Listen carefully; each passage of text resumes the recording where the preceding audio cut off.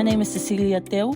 I'm the Communications Coordinator at Maxim Institute, and this is our weekly short-form podcast. These podcasts are released in tandem with our weekly column and are a chance for you to hear in depth from the column's author about some of the thinking that went into producing their final piece. Today, we talk to Maxim's Communications Manager, Jason Heale, about his recent column.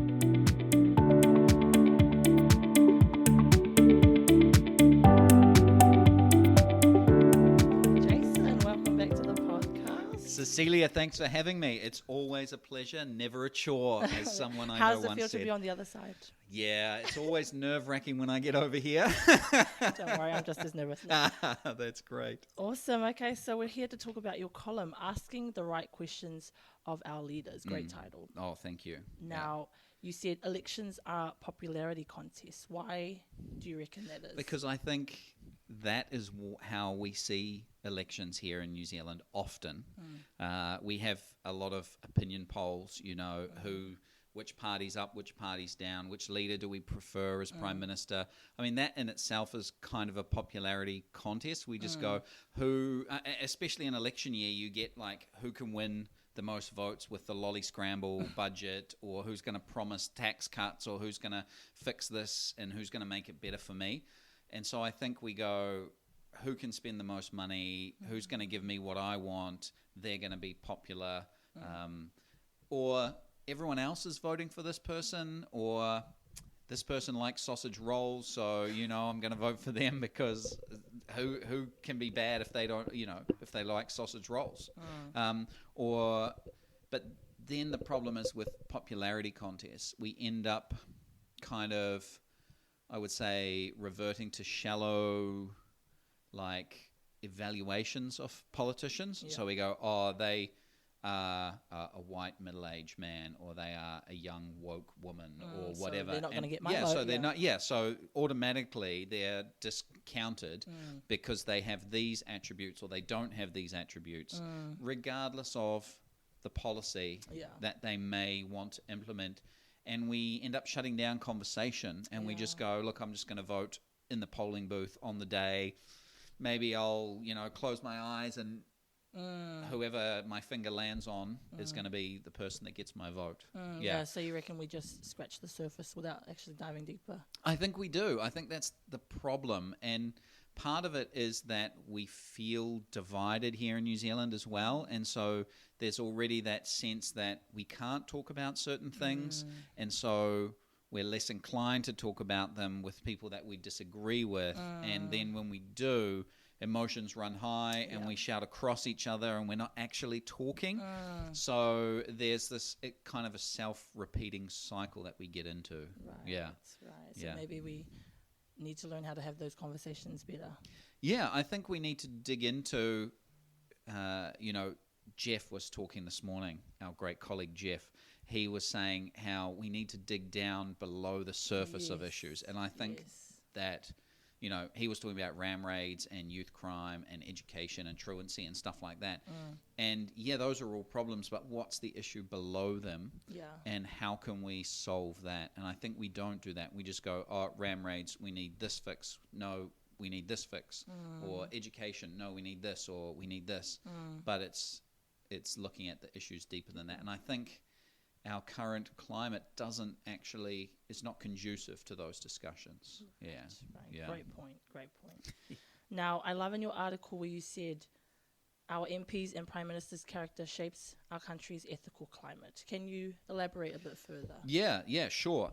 So I think a country reflects its leaders. Well, I think of any organization reflects the character of its leaders, because the leaders give permission for things to happen or not to happen. Right. I mean, you think about any workplace or business or community organization, the person at the top sets the tone for the organization. So in our country, for example, if it's okay for MPs to skirt the system, or to maybe not disclose everything that they're doing, or to maybe get around some of the laws, then it gives permission for other people to, or at the least it erodes trust in those guardrails. So, for example, going to a select committee for a bill and having all of these submissions and feedback against the bill or wanting to change things, but then just going, well, no, we just did this to go through the motions and we're not going to change anything because we have the numbers just to ram it through anyway. That erodes trust in our democracy, and it erodes trust in the government and the process, and it lacks transparency and accountability. Okay. And so I think that's the way in which the leaders set the tone. So if it's okay for these people to skirt the rules, then why do we even have the rules, and why should I bother caring about these people? Yeah. So I think that's a big thing as well. Right. Now, how do you think we as citizens, what we could do, or what kind of questions we should ask going into the elections this year? Yeah, so I think the questions that we should ask are not who's most popular, who do I like, who's the best dresser, who eats the best food, who dines at McDonald's or whatever, who's the most relatable, but who has the best policies. Let's look into what are the policies. I mean, how many of us actually read when National or ACT or Labour or the Greens or Te Pāti Māori or New Zealand First, when they release a policy, how many of us actually go through it and go, wow, this is a really good policy, I might vote for them based on this? No, we just go, nah, he yells too much, or she, I don't like the cut of her jib, whatever. And so we vote in that way. But I think if we dug into the policy and said, well, do I actually agree with this? Or do I just vote for them because I've always voted for them? And then do we demand accountability from our leaders as well? Do we say, look, if you are not going to play by the rules, we will vote you out? That will build trust. And so I think we need to use the constitutional levers that we have as citizens in participating in our democracy to hold our leaders to account, and to go a bit deeper and encourage deeper conversation. That was great advice. Thank you so much, Jason, for coming on. Thanks for having me.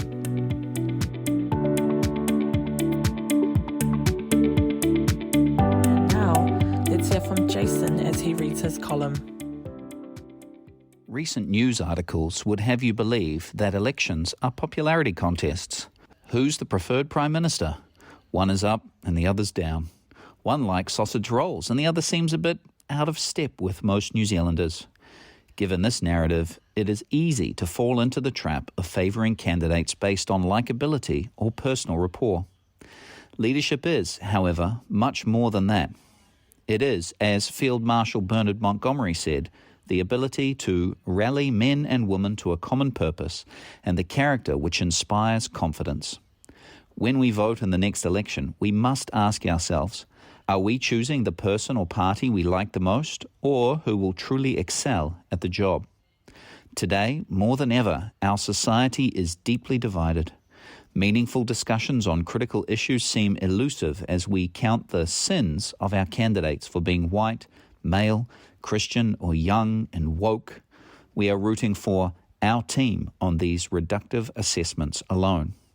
In reality, competence is a crucial attribute that every leader must possess. Does what they do actually work? Do they make U-turns? Are they consistent? A competent leader demonstrates an ability to gather information, analyze multiple perspectives, and weigh the consequences of their choices, both in the short and long term. This competency in decision-making fosters stability, ensures effective policy implementation, and safeguards the nation's and its citizens' interests. Equally vital is character. Our MPs and Prime Minister's characters shapes our country's ethical climate. When leaders exemplify integrity, transparency, and accountability, they cultivate a society where fairness and the rule of law are upheld. Such moral leadership nurtures harmony, justice, and a sense of civic responsibility. And we play a role too. It is incumbent upon us as citizens to critically evaluate our leaders and hold them to account based on their competence and character. As we participate in the democratic process, we bear the responsibility of shaping the destiny of our nation and its people. This is important, and it's easy to forget. Choosing competence and character ensures that our elected leaders possess the necessary skills to govern effectively, make sound decisions, and tackle the complexities of our times. So, as we approach this election, let's set aside partisan biases and superficial popularity and demand leaders who are capable, knowledgeable, and ethically grounded. Doing so will pave the way for a brighter future. Leading in the military is considered to be at the coalface of leadership. So let's finish with a quote from another general. Norman Schwarzkopf once said, "Leadership is a potent combination of strategy and character." As we vote in this election, let's value leaders who will inspire trust, fairness, and justice, not simply mere popularity. Thanks for listening to the Maxim Institute podcast. If you'd like to hear more from us and keep up with the rest of our research and analysis of politics and policy in New Zealand, you can sign up on the homepage of our website to get our monthly forum email and invitations to future Maxim Institute events. You can search and subscribe to us on Apple Podcasts, Stitcher, or wherever you get your podcasts. From the team at Maxim, mā te wā, goodbye for now.